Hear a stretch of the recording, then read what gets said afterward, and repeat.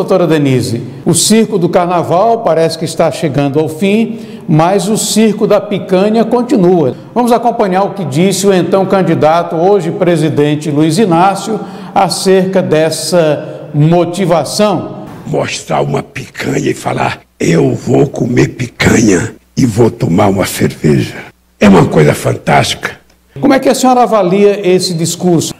É um impacto preocupante. Primeiro, um certo estelionato eleitoral, porque é evidente que essas promessas iludiram muita gente, acreditando que aqueles anos áureos do primeiro governo Lula, com crédito aí a perder de vista, com condições econômicas bastante favoráveis, porque o Brasil surfava na onda em que Lula encontrou uma casa arrumada, quer dizer, o governo anterior não enfrentou uma pandemia grave, com a economia praticamente parando por quase 2 anos, e é claro que a situação em que vivemos hoje é outra. Naquela época não havia as redes sociais, e certamente as mentiras, as inverdades, as narrativas acabavam proliferando e se impondo. Mas, Erivan, me permita, até para mostrar que nosso compromisso não é em passar pano para um governo anterior e só criticar o atual.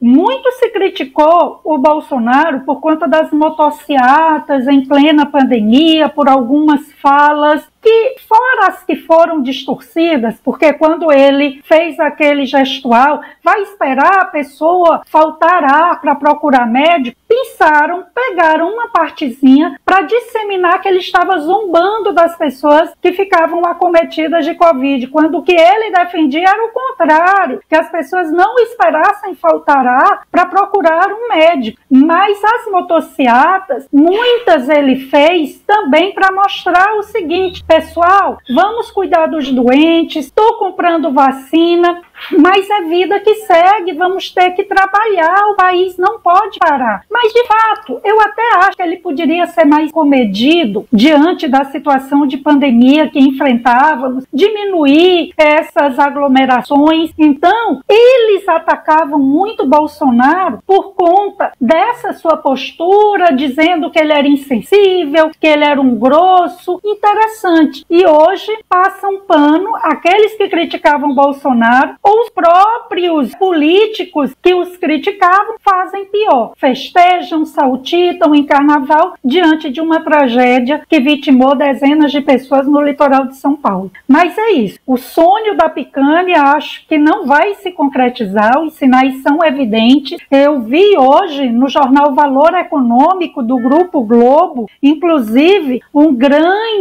dos maiores economistas do país, João Carlos Mendonça de Barros, registrando exatamente, e me permita aqui fazer uma breve leitura do registro que ele fez da notícia que foi publicada no jornal Valor Econômico. Desaceleração da economia se espalha. Mostra FGV, Fundação Getúlio Vargas, IBRE. Perda de fôlego da economia também contamina o mercado de trabalho, aponta Boletim Macro, jornal Valor Econômico de 23 de fevereiro. Então, temos sim sinais perigosos na economia. Há aí uma tentativa de uma anunciada tragédia econômica, inflação alta, desemprego crescente, descontrole de preços, de tudo isso ser colocado sobre as costas do presidente do Banco Central, colocando a culpa nos juros altos, quando os juros altos não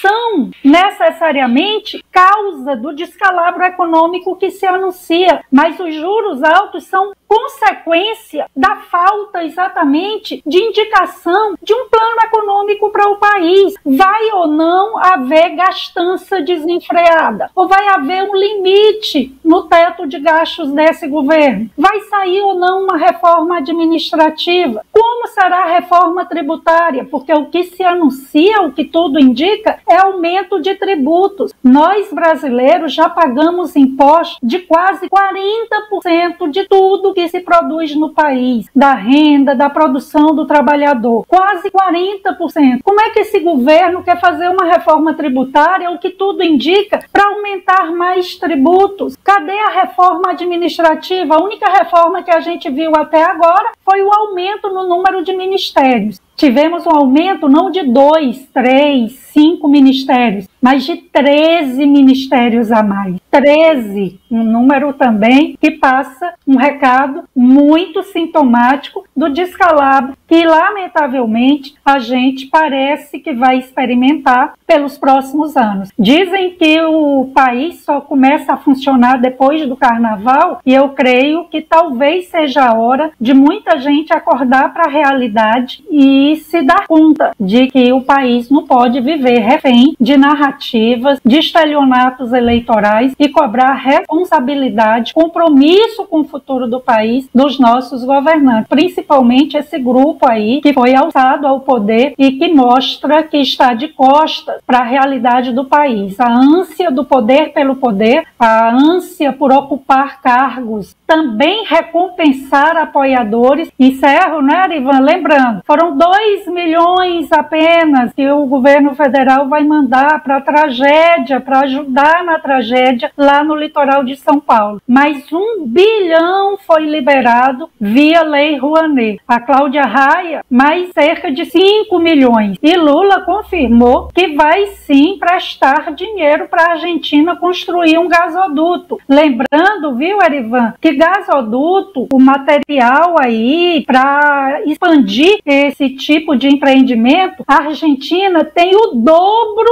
do que o nosso país tem. Então é de se perguntar, qual país que precisa desse investimento em ampliar sua rede de gasoduto, sendo que o Brasil tem cerca, salvo engano, de 8 mil de linha de gasoduto, enquanto a Argentina tem cerca de 16 mil quilômetros. O Brasil, metade disso. E a obra maior que o governo anuncia é num país vizinho, caloteiro, que está com uma economia em frangalhos e mostra, de fato, o que é prioridade para esse governo. Lamentavelmente, não é o povo brasileiro, não é o interesse nacional.